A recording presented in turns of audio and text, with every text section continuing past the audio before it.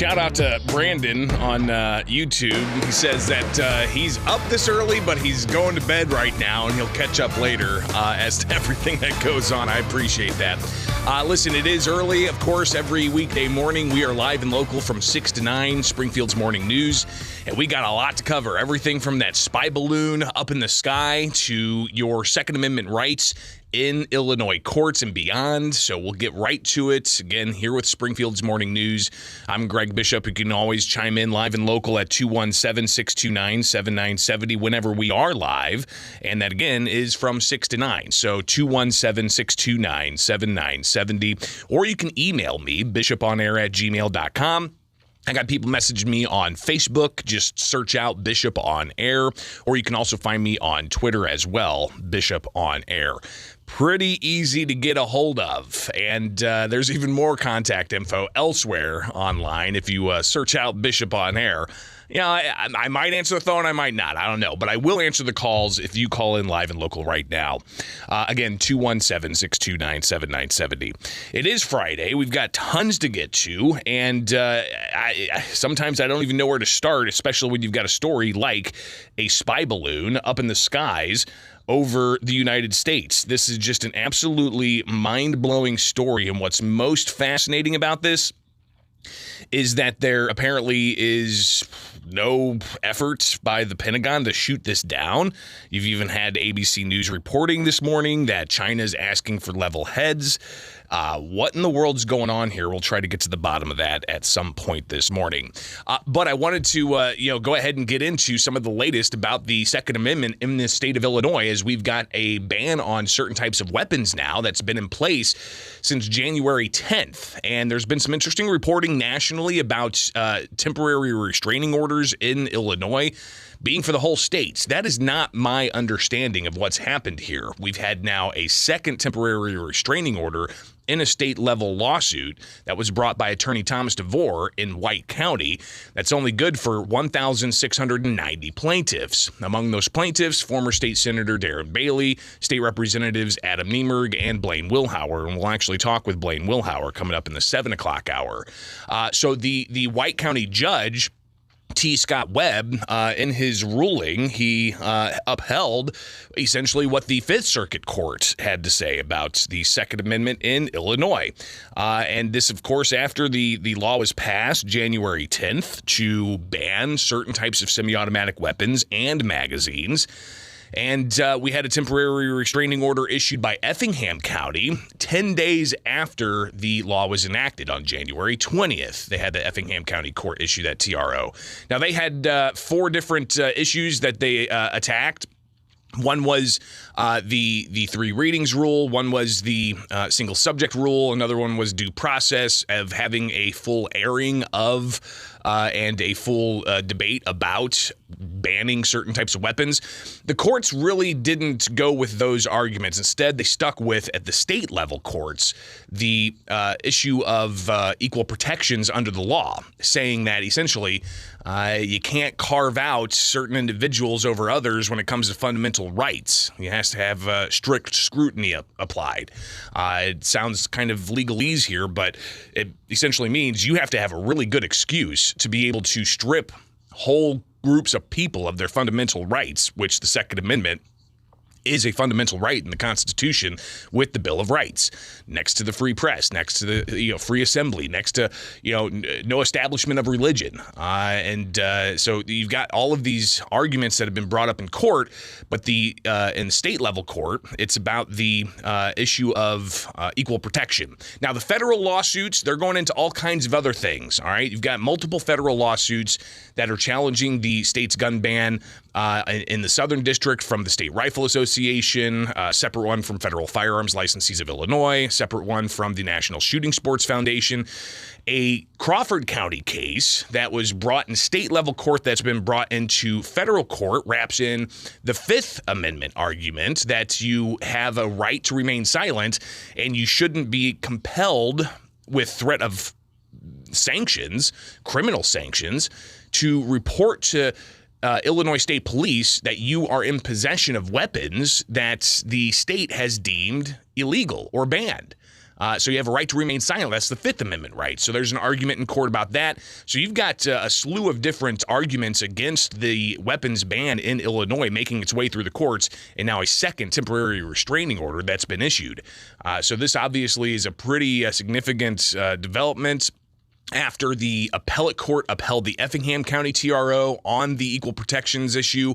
The White County judge, T. Scott Webb, issued a temporary restraining order against enforcement of the measure for the plaintiffs. So the plaintiffs in this case now, 1,690, cannot have enforcement against them for exercising their Second Amendment rights. So we will, of course, break down some of what the judge had to say and hear from attorney Thomas DeVore. Actually, let's just go ahead and do that now. I was able to connect with Thomas DeVore shortly after the ruling was released, and here's some of what he had to say in reaction.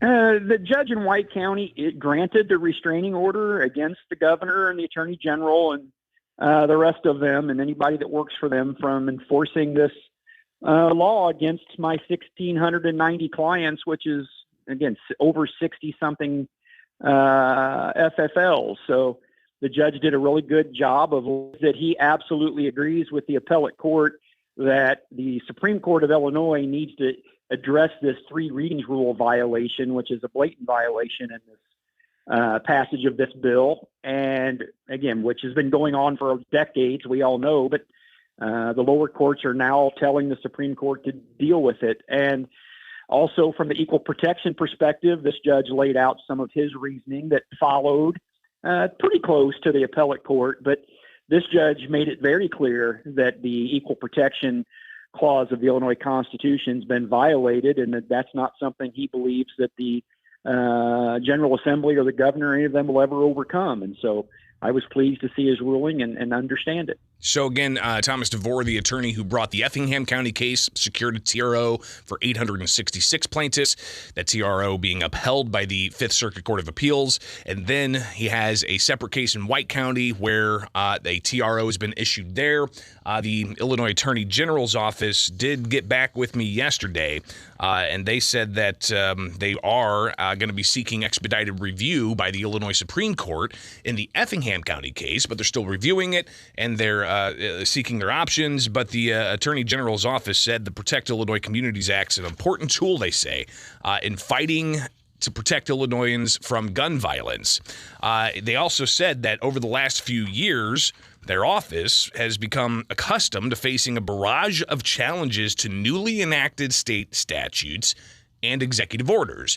And Tom DeVore very much being one of those individuals who's brought a lot of these orders, a lot of these lawsuits against executive orders during the COVID situation. If you recall, the masking, the vaccine mandates, the exclusion from school mandates.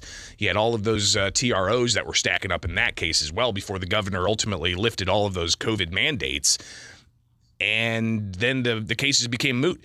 I don't think that this case is going to go moot, right? It's the Second Amendment. It's a fundamental right in the Constitution. And obviously there's some disagreements about how, if at all, there can be any regulation of the Second Amendment. So we'll get to more what's next for this and what is attorney Thomas DeVore looking to do now that he's got these TROs under his belt. Is he going to be looking for text messages and emails and social media messages that maybe some of the sponsors and even the governor may have had concerning the passage of this law?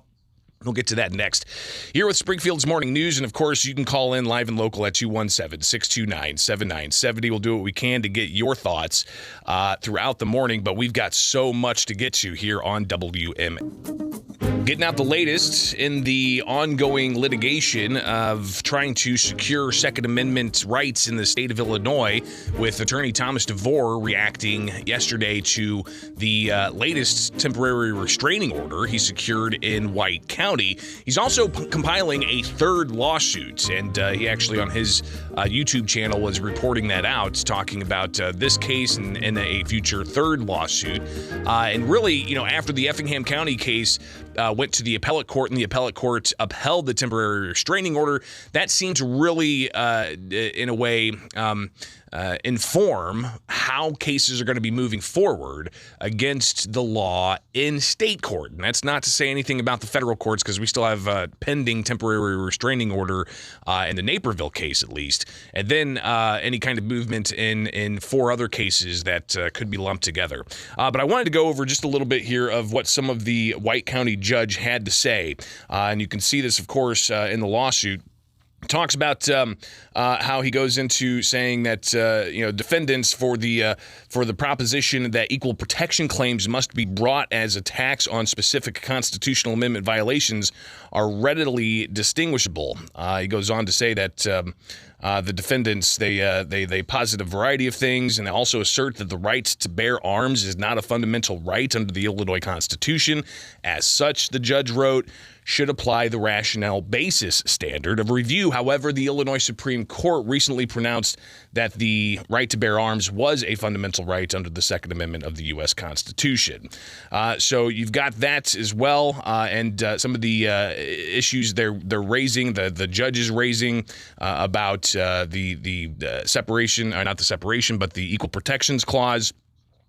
He goes on to talk about how defendants contend that there's no irreparable injury if there is an adequate remedy at law in the form of monetary damages. But the judge says, quite frankly, the defendants oversimplify the issue. The issue's not about the value of the firearms or the high-capacity magazine. No, the issue is the erosion of fundamental rights to keep and bear arms by treating what appears to be similarly situated people differently. Money cannot now, nor will it ever serve as a proper remedy to allow the government to erode fundamental rights. And then he goes on to talk about how he's granting the TRO to the plaintiffs. So this idea of separation of, or not separation, equal protections, the idea that you can't carve out rights for some, but not for others, especially if those others can get the same training that some are able to get. Which is apparently what some of the argument was from the state in this. So what are some of the next things that are going to be happening here? Again, I talked with Attorney Thomas DeVore yesterday to get his reaction, and here's some of what he had to say about the next steps in this case. Thomas DeVore. Well, I've already started some discovery, Greg, that's honed in on the equal protection issue. I'm sending requests to admit and some requests for documents and interrogatories to the defendants.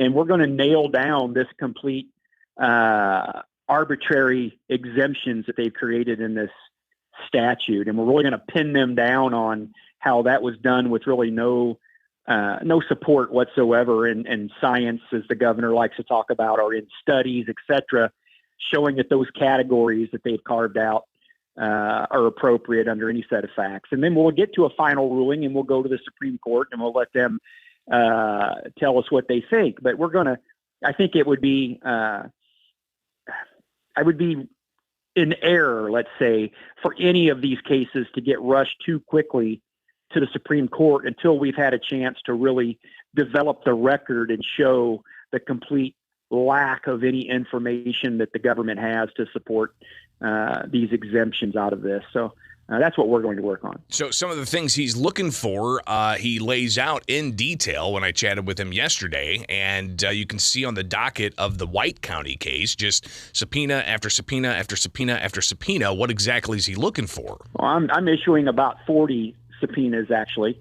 We're going to issue subpoenas to every sponsor in the House and the Senate of House Bill 5471, asking for every communication, email, text message, social media, anything that they have communicated about House Bill 5471. So yeah, every sponsor in the Senate and the House is getting a subpoena, and then I'm sending direct. So those are subpoenas because they're not a party. Then I'm sending discovery requests to the Speaker, to the President, Speaker Harmon or Speaker Welch, President Harmon, Governor Pritzker. They're all getting discovery requests where I'm demanding copies of each and every correspondence, who they met with, who they talked to, what studies they might have relied upon.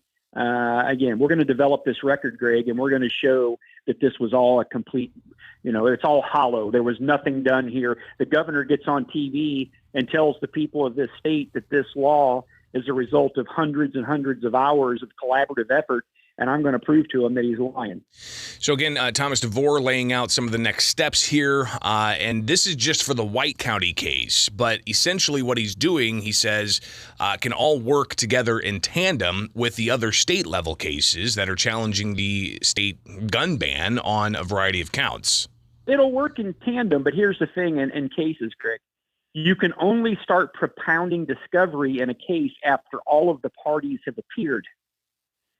And in the first case in Effingham County, Speaker Welch has not yet appeared in that case. His attorney's not entered an appearance for him. Oversight or not, probably oversight. But in the White County case, all of the defendants have appeared in the case, which makes discovery appropriate, and that's why I'm going. So Attorney Thomas DeVore essentially trying to develop that record, and something I think is going to be interesting that we continue to track. Now, we've got another case that's going to be heard in Macon County from State Representative Dan Calkins, and Calkins, as well as I believe State Representative Adam Niemerg, are going to be outside after that hearing. So we'll be sharing with you what he had to say. But some of the proponents of this, again, we read what Illinois Attorney General Kwame Raoul had to say following the issuance of yesterday's temporary restraining order by the White County judge, and the Attorney General says that the Protect Illinois Communities Act is an important tool, and they'll continue to defend it.